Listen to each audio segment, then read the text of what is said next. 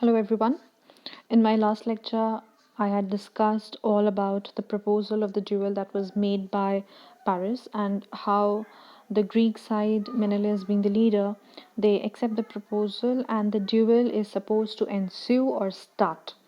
Now, before the beginning of the duel, the Greeks as well as the Trojans they decide to place an offering in front of the gods so that both parties adhere to the terms and conditions of the duel that is laid down.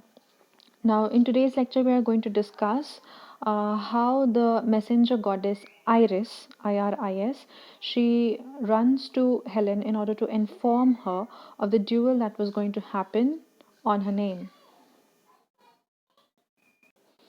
So let's begin. I'm starting off from the point where I left in the last lecture. Meanwhile, Iris, the messenger goddess, brought the news to white armed Helen. This is another epithet which is being used for Helen.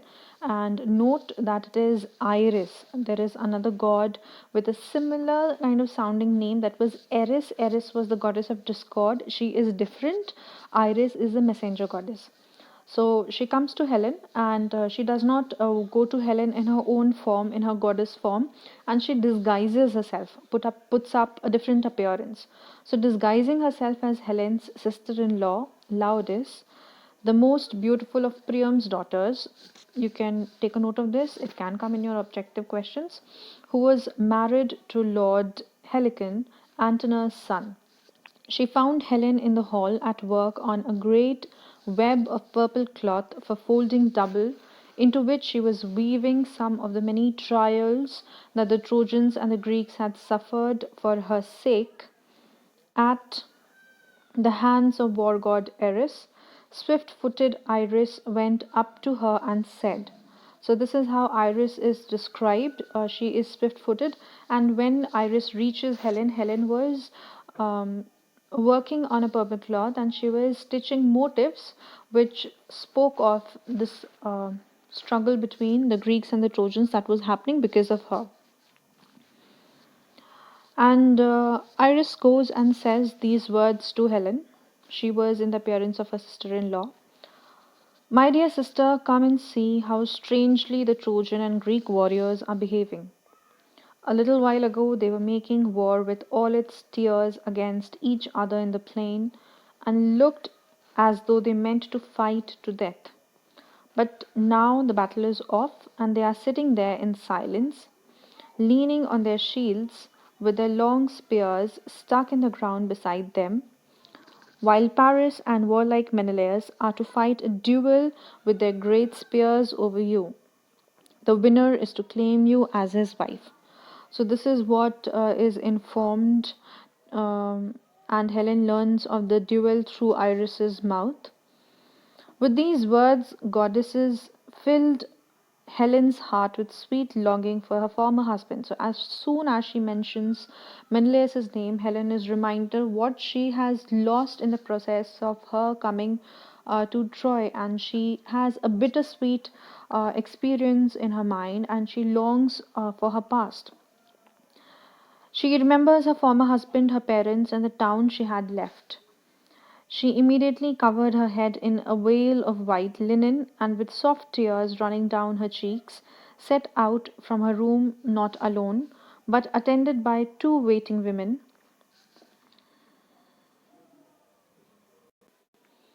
Aethre, daughter of Pythius, and ox-eyed Clymene. In a little while they reach the Cian gates. Okay, so Cian gate was the place where Priam was sitting in conference with his advisors. At this gate, Priam was sitting in conference with the elders of the town, Panthous and Thyometes, Lampus and Clytius, Hiketaon, servant of war god Ares, and Eucaligeon and Antenor, both sensible men. Old age had brought their fighting days to an end, but they were excellent speakers. These Trojan elders sitting there on the tower, like cicadas perched on a tree in a woods, trilling lightly away. Cicadas are actually a kind of bird. When they saw Helen coming to the tower, they whispered winged words to each other. So Priam was sitting along with his counselors, and when Helen enters, they start talking about her in muted tones. They whisper to each other. No one could blame the Trojans and the Greek men at arms for suffering so long for such a woman's sake. They are basically admiring Helen and they talk about her beauty. And they say that nobody should be blamed because Helen was so beautiful that it was worth fighting over her. She is fearfully like the immortal goddess, nothing less than an immortal goddess. All the same and lovely as she is, let her sail home and not stay here, a scourge to us and to our children after us. So, what they say is that she is very beautiful and worth fighting over, but it would have been better if she could sail home with her husband Menelaus, because Helen was the reason or the root cause of the Trojan War, and she has actually become a kind of scourge to them, a kind of curse to them as well as to their children. So they spoke, and Priam called out to Helen, "Dear child, come here and sit in front of me so that you can see your former husband and your relatives and friends. I don't hold you responsible for any of this but the gods. It is they who brought on me this war against the Greeks with all its tears, tears referring to pain and misery."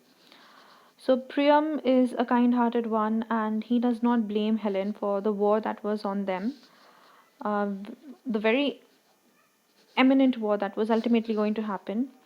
And he actually invites her because he wanted Helen to point out the various great Greek warriors from the other side. So Priam invites Helen to identify these Greek warriors and he says to her, "And now you can tell me the name of that awe inspiring man over there, that fine tall Greek. There are certainly others who are taller, but I have never set eyes on a man so handsome and imposing. He looks every inch a leader." Helen, goddess among women, replied, "I respect and admire you, my dear father in law. I wish I had chosen to die in misery before I came here with your son, deserting my bridal bed, my relatives, my darling daughter, and dear friends with whom I had grown up. But things did not fall out like that, and so I spent my life in tears." So, what is interesting to note over here is that Priam, as I mentioned earlier, does not blame Helen. He, in fact, blames the gods. And we see Helen also to be kind of helpless in her situation. And she says that she regrets being at that place, but she did not have any choice. And she would have chosen to die in misery before she came to the shores of Troy if she would have got a chance. She regrets the fact that she had deserted her bridal bed referring to Menelaus and her relatives. She, reminisces, misses her childhood home, her relatives, in fact, even her daughter that she had left back in Sparta, friends with whom she had grown up. And she was in tears when she says these things to Priam. Now, the person to whom Priam had pointed out, Helen talks about him. "Now I will tell you what you wish to know. The man you pointed out is Agamemnon, son of Atreus, a good ruler and a mighty spearman too." So Agamemnon was the one who was a tall warrior, looked very imposing and very impressive, and Priam was curious about him. Agamemnon, as we also know, is the elder brother of Menelaus. Now, Helen tells that he was a good ruler and a mighty spearman, a skilled spearman. "He was my brother in law once. Slut that I am, unless all that was a dream." So she says that he was at once upon a time her brother in law, the elder brother to her husband, and this was the relationship that they shared. So she spoke, and the old man gazed at Agamemnon in admiration and said, Happy son of Atreus, child of fortune, blessed by gods, how many thousands of Greeks serve under you? He says that I went to Phrygia once, land of vines, and there I saw numerous Phrygians with their galloping horses, and armies of Atreus and godlike Mygdon, all encamped by the bank of river Sangrius. I was their ally and took my place among them the time Amazons, women who were a match for men, came up to attack. But even they were not as numerous as these dark eyed Greeks. So, Priam actually informs the readers of the history that he shared with the forefathers of Agamemnon and Menelaus. And he talks about the time when uh, the father, happy son of Atreus, Atreus is the father of Agamemnon and Menelaus, how once upon a time the Trojans and the Greeks were actually allies. Ally refers to friends. So they were allies and they themselves had together faced the Amazons. Amazons are a group of warrior women, women warriors. And he remembers the time when they shared a good bond of friendship.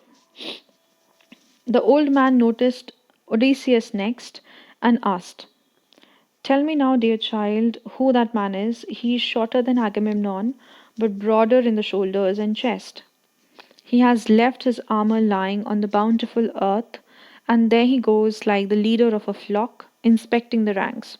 He was curious about Odysseus, another warrior of the Greek forces. He reminds me of a fleecy ram moving among a great flock of white sheep. Then Helen, child of Zeus, replied, that is quick thinking Odysseus. So, quick thinking was one of the characteristics of Odysseus, son of Laertes. He was brought up on Ithaca, a rugged island, and is master of all kinds of maneuvers and strategies.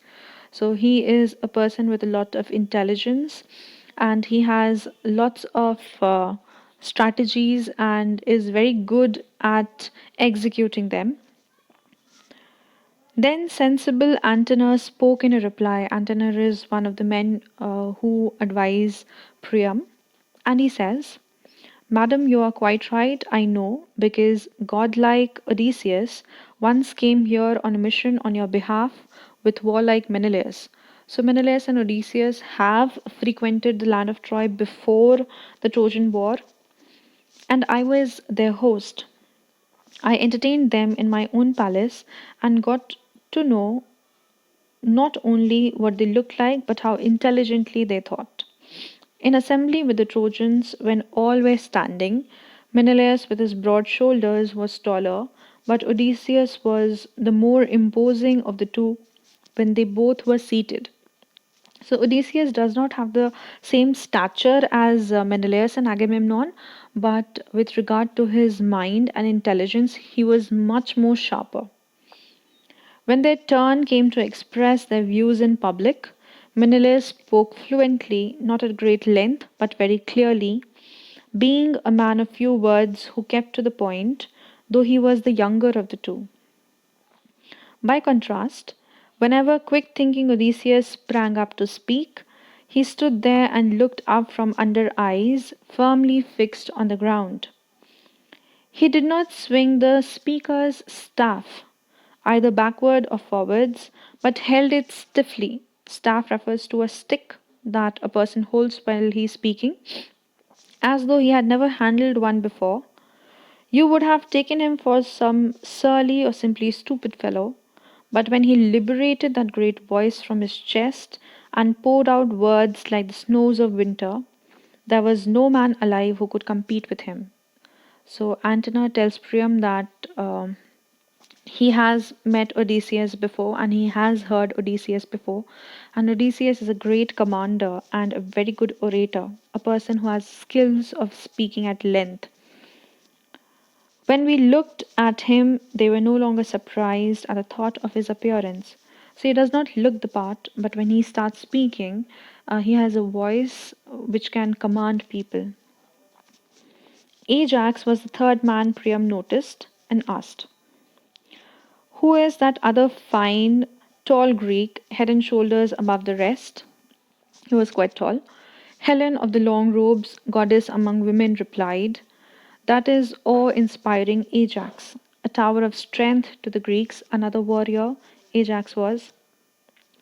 And there next to him is Idomeneus, standing among the Cretans like a god, with his Cretan captains gathered around him.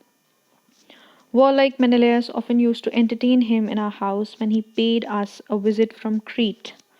So you must remember one thing, that the Greek side and the Trojan side, uh, both these sides, Menelaus was not the king of the Greek side.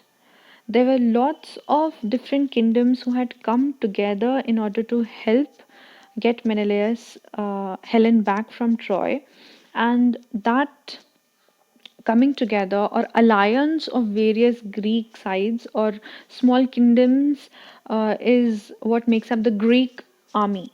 Similarly, in the Trojan side, Priam is the king of Troy. He also had a lot of allies along with him, a lot of friends along with him, and they together make the Trojan side.